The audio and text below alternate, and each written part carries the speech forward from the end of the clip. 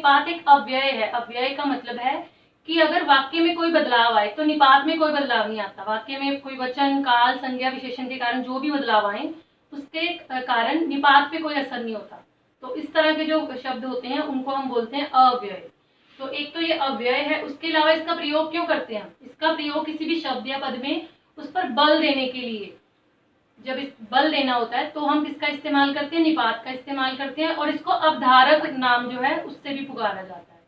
और एक उदाहरण देख लेंगे इसका, जैसे मैं यहाँ आया भी और काम भी नहीं बना। इसमें जो भी है वो वाक्य में बल देने के लिए इसका प्रयोग किया गया है।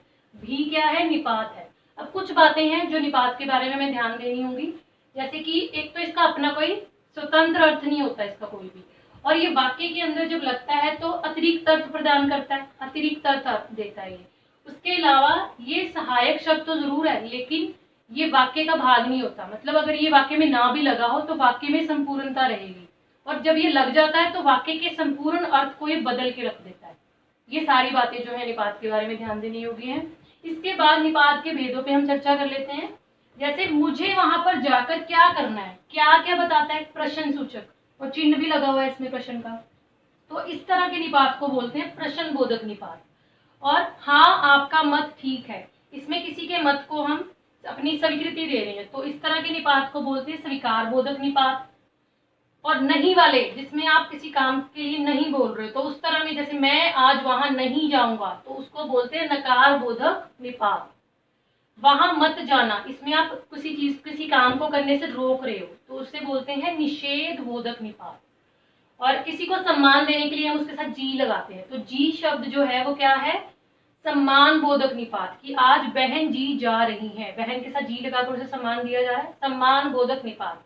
और जब तुलना की जाती है, जैसे तुम सा और जैसा, भाई भाग्य से मिलता है, इसमें सा और जैसा लगाकर तुलना की जा रही है, तो उस तरह के जो निपात होते हैं उन्हें बोलते हैं तुलना बोधक निपात। और जब हैरानी को पकड़ करें तो विस्मय आदि बोधक निपात होता है, जैसे क्या सुहावना मौसम है, कितना सुंदर दृश्य है, क्या कितना लगाकर, और बाद अंत में इसके लगा होता है संबोधक, जो विस्मय बोधक चिन्ह। जो विस्मय बोधक चिन्ह है उससे हमें ये पता चल जाता है कि ये क्या है? विस्मय आदि बोधक निपात है। अब इसके अलावा निपात का प्रयोग कहाँ कहाँ होता है वो भी हम चर्चा कर लेते हैं।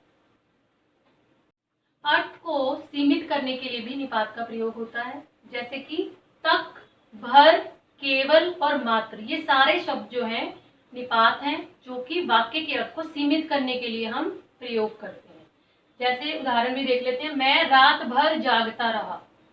भर जो है इसमें क्या है? निपात है, जो कि वाक्य के अर्थ को सीमित करने के लिए हम प्रयोग कर रहे हैं। केवल एक बार और चले जाओ, केवल क्या है? निपात। इसी तरह बल देने के लिए भी, ये हमने पहले भी जब हमने परिभाषा की थी तब भी डिस्कस किया था कि बल देने के लिए वाक्य में हम इसका प्रयोग जो है करते हैं निपात का। वो कौन से शब्द हैं जो बल देने के लिए प्रयोग होते हैं? ही और भी। उदाहरण देख लेते हैं, श्याम ही गया है, कि कौन गया है? केवल श्याम ही गया है, श्याम पर ही जो बल दिया जा रहा है उसके लिए हम ही का प्रयोग कर रहे हैं। और मैं वहां भी गया था, तो इसमें वहां पर जो बल देने के लिए वाक्य में बल का प्रयोग करने के लिए हम ही और भी का जो है इस्तेमाल करते हैं।